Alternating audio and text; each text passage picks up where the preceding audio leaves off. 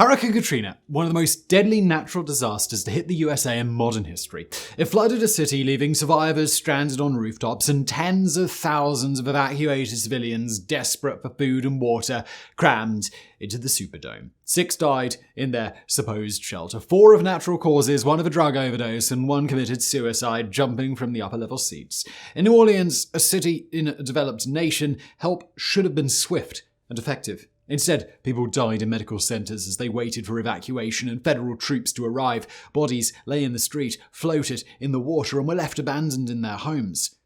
So what went wrong?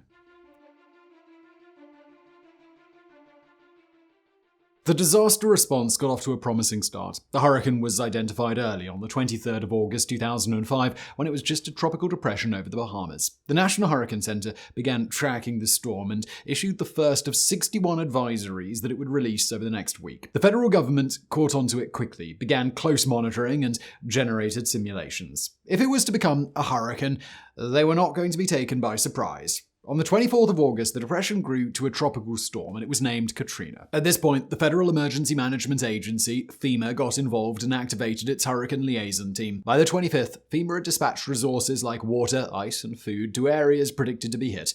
Florida was prepared, but sadly 14 people still lost their lives through drowning, falling trees, car accidents, and carbon monoxide poisoning from generators. Louisiana was next in the firing line, and just 1 year before, government agencies had performed a simulation exercise with fictional Hurricane Pam hitting New Orleans. A draft plan had been created. It was incomplete when Katrina hit, but it still provided rough guidance. They knew the levees could be overtopped and the bowl shape of New Orleans could be submerged, so extensive flooding and evacuation needed to be planned for. Surely, with this much notice, in one of the most powerful countries in the world, tragedy could be avoided.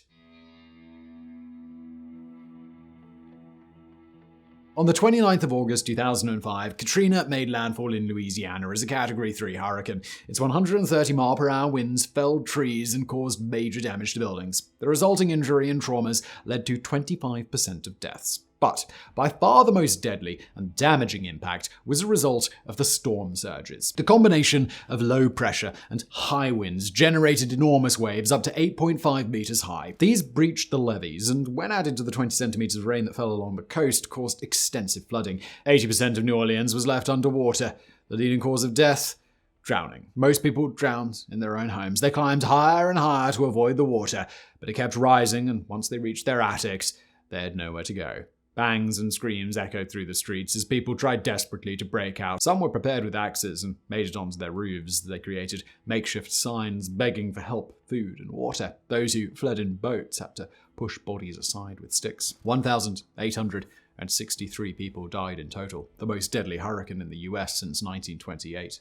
For one of the world's superpowers, with 6 days to get ready, pre-staged supplies, sophisticated modeling techniques, and engineered levees, that's a shocking figure. So why was it so high? The first failure occurred 40 years before the hurricane. Authorized by Congress in 1965, the Flood Control Act commissioned the Army Corps of Engineers to construct defenses to protect Louisiana from flooding at a cost of $738 million.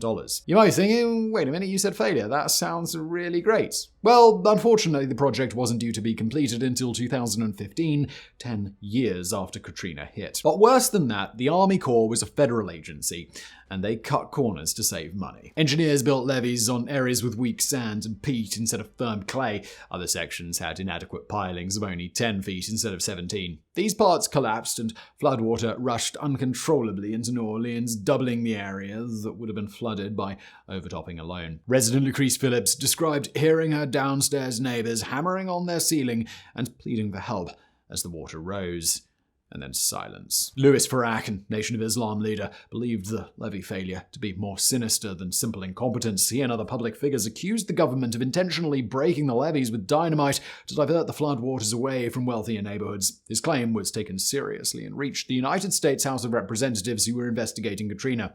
They deemed it to be an urban myth, unsurprisingly, as how could the US do something so blatantly evil? Oh, well, actually, in 1927, 30 tons of dynamite was used on Carnival and Levee during the Great Mississippi Flood. The intention was to protect the city of New Orleans and instead sacrifice the poorer St. Bernard Parish and all of Plaquemines parishes. The residents were never compensated for their losses.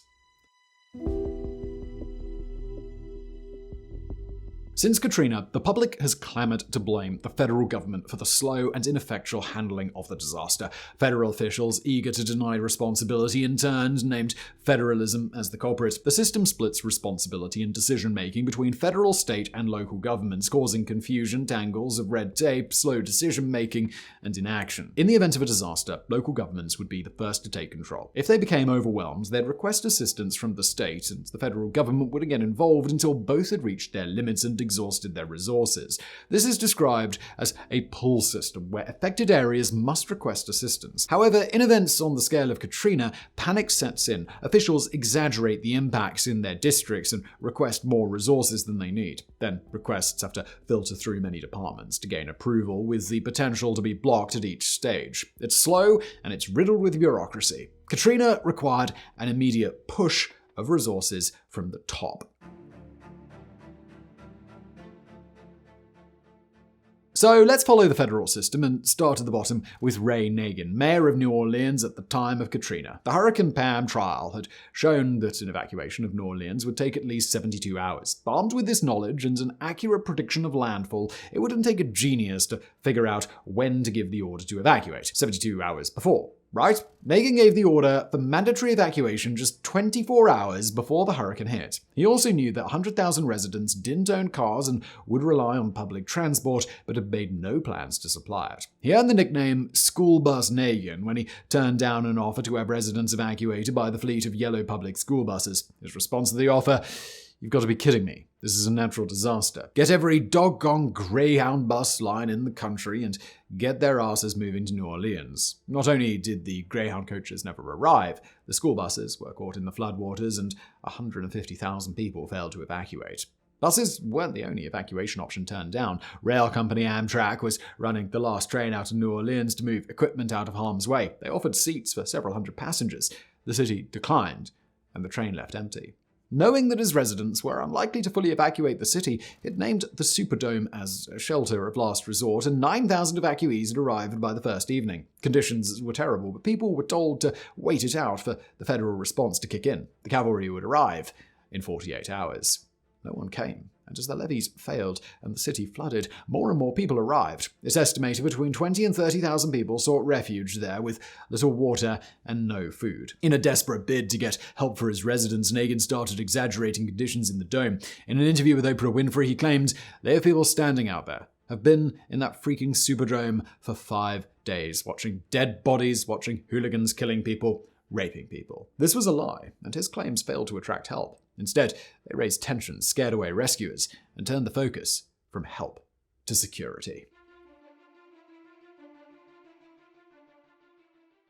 One official who took charge of security, and next in line in our federalism hierarchy, was Governor Katherine Blanco. Riots and looting had been reported slowing aid. To quell unrest, she required troops, more than she had, as 40% of Louisiana's troops were deployed in Iraq. Other states offered theirs, but she was slow to make an official request, waiting until the day after landfall. The officials took another 24 hours to approve it. However, she can't be accused of having no impact on civil obedience. People had begun to take food and water from abandoned shops, but others looted more freely. In response, she warned, "These troops are fresh back from Iraq, well-trained, experienced, battle-tested, and under my orders to restore order in the streets. They have M16s, and they are locked and loaded. These troops know how to shoot and kill, and they are more than willing to do so if necessary, and I expect they will." I'm sure the dehydrated evacuees found that very comforting, and then just calmed right down. New Orleans police superintendent also waded in an attempt to diffuse tensions. He ordered police, soldiers, and marshals to confiscate all firearms from civilians, announcing,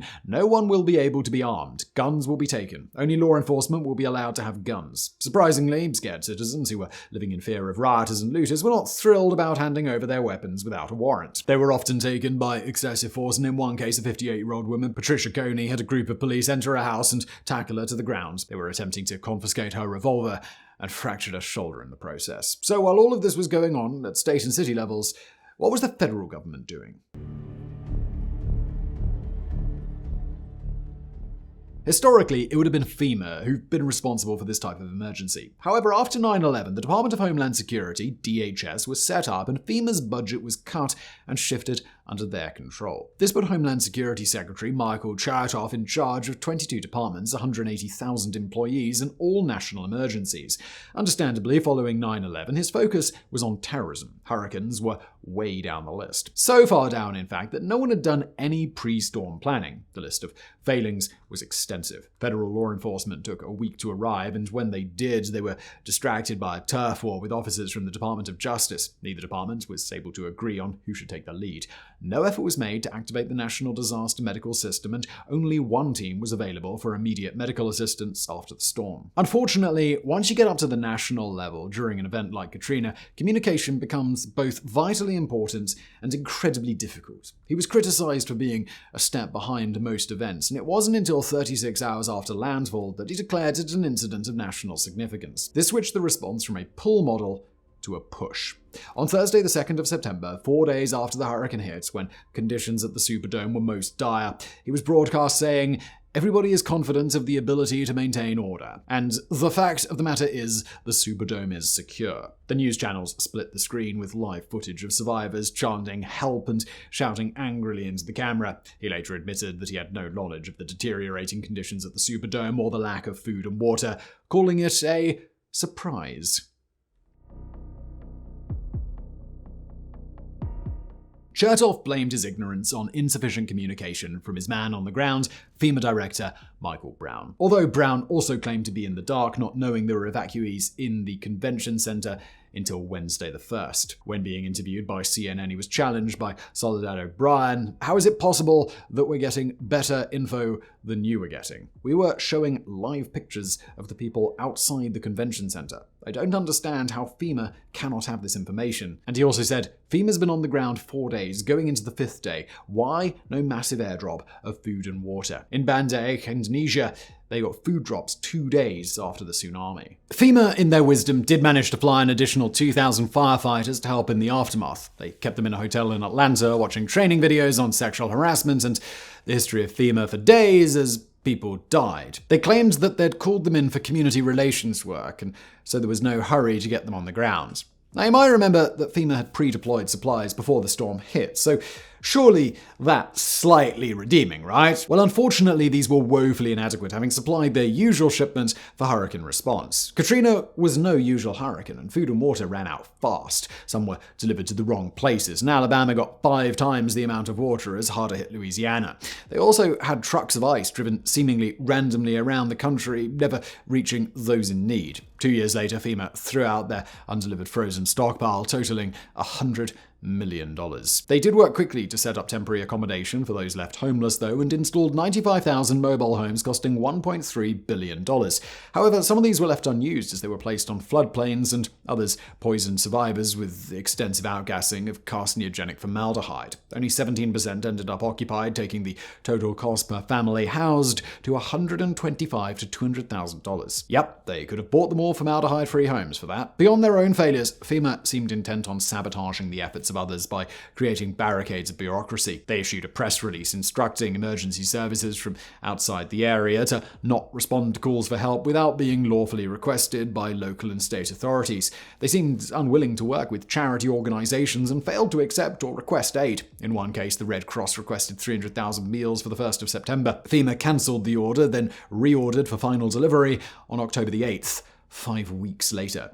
They even spent time removing hospital ID bracelets from evacuating patients, replacing them with FEMA IDs. This led the hospitals to lose track, and 3 months after the storm, one hospital CEO admitted they still couldn't locate some of their missing patients. The overall feeling was they didn't know what was needed where. They turned away trucks full of water, prevented the Coast Guard from delivering fuel, and didn't even respond to the offer of 50 civilian aircraft or fleets of Greyhound coaches to help evacuate the Superdome. Germany had a chartered plane full of supplies ready to leave for 9 days. Their offer was also ignored. In one case, 200 people were rescued from their homes and taken to an overpass to be collected later. They were forgotten and abandoned to fend for themselves. One survivor, Andre, with his wife and small son, were amongst them. Things were desperate and people turned mean. He recalled witnessing an 8-year-old boy fall 50 feet from the overpass and sink into the water. No one tried to rescue him. And that's when he decided it was time to go. He took an air mattress and went into the fetid water with his family. They survived, but they're still traumatized by the ordeal and the bodies they saw. FEMA blames inadequate communication. Phones and radios failed, and in some cases it took 6 days to supply working satellite phones to all their employees. But the real source of the failings had been the budget cutting and dismantling of the organization by the Bush administration. The Hurricane Pam simulation had shown gaps in the plan, like evacuation, but FEMA had delayed their follow-up workshop until shortly before Katrina, as they couldn't find the $15,000 needed to cover travel expenses.